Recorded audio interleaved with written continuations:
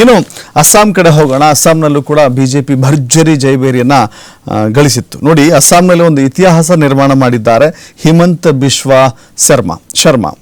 BJP ನಾಯಕರೊಬ್ಬರು ಸತತ 2ನೇ ಬಾರಿಗೆ ಮುಖ್ಯಮಂತ್ರಿ ಆಗಿರುವುದು ಅಸ್ಸಾಂ ನೆಲದಲ್ಲಿ ಇತಿಹಾಸವನ್ನ ಸೃಷ್ಟಿ ಮಾಡಿದೆ.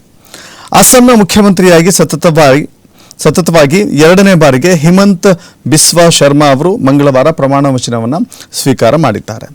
ಕಾಂಗ್ರೆಸ್ಸಿಗರಲ್ಲದವರು, ಗಮನಿಸಬೇಕಿಲ್ಲಿ, ಕಾಂಗ್ರೆಸ್ಸಿಗರಲ್ಲದವರು ರಾಜ್ಯದಲ್ಲಿ ಸತತವಾಗಿ 2ನೇ ಬಾರಿಗೆ ಮುಖ್ಯಮಂತ್ರಿ ಆಗ್ತಾ ಇರೋದು ಇದೇ ಮೊದಲು. ಜೊತೆಗೆ ಬಿಜೆಪಿ ನಾಯಕರೊಬ್ಬರು ಸತತ 2ನೇ ಬಾರಿಗೆ ಮುಖ್ಯಮಂತ್ರಿ ಆಗ್ತಾ ಇರೋದು ಇದೇ ಮೊದಲು. ಈ ಮೂಲಕ ಹಿಮಂತ್ ಅವರು ಹೊಸ ಇತಿಹಾಸವನ್ನ ಸೃಷ್ಟಿ ಮಾಡಿದ್ದಾರೆ.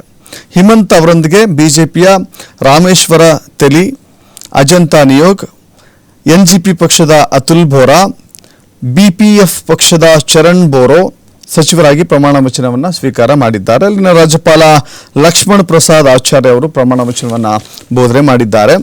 ನಿಯೋಗ್, ಬೋರಾ ಮತ್ತು ಬೋರೋ ಅವರು ಕಳೆದ ಬಾರಿ ಸಂಪುಟದಲ್ಲಿ ಇದ್ದರು.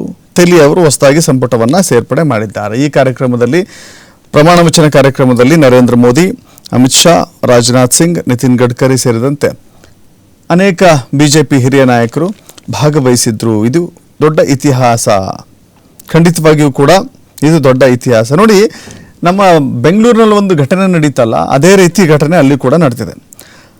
ಸಮಾರಂಭಕ್ಕೆ ಬಂದಿದ್ದಂಥ ವ್ಯಕ್ತಿಯೊಬ್ಬರ ಬಳಿ 4 ಸಜೀವ ಗುಂಡುಗಳು ಪತ್ತೆಯಾಗಿದ್ದಾವೆ.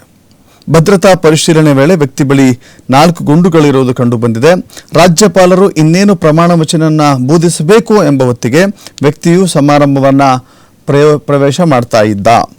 ವ್ಯಕ್ತಿಯನ್ನು ವಶಕ್ಕೆ ಪಡೆದು ತನಿಖೆಯನ್ನು ಮಾಡಲಾಗ್ತಾ ಇದೆ. ಈತನ ಬಳಿ ಶಸ್ತ್ರಾಸ್ತ್ರ ಇರಲಿಲ್ಲ ಅಂತ ಹೇಳಿ ಪೊಲೀಸರು ತಿಳಿಸಿದ್ದಾರೆ. ಸಮಾರಂಭದಲ್ಲಿ ಸುಮಾರು 1 ಲಕ್ಷ ಜನ ಭಾಗವಹಿಸಿದ್ರು ಅನ್ನೋದು ಇಲ್ಲಿ ಗೊತ್ತಾಗ್ತಾ ಇದೆ.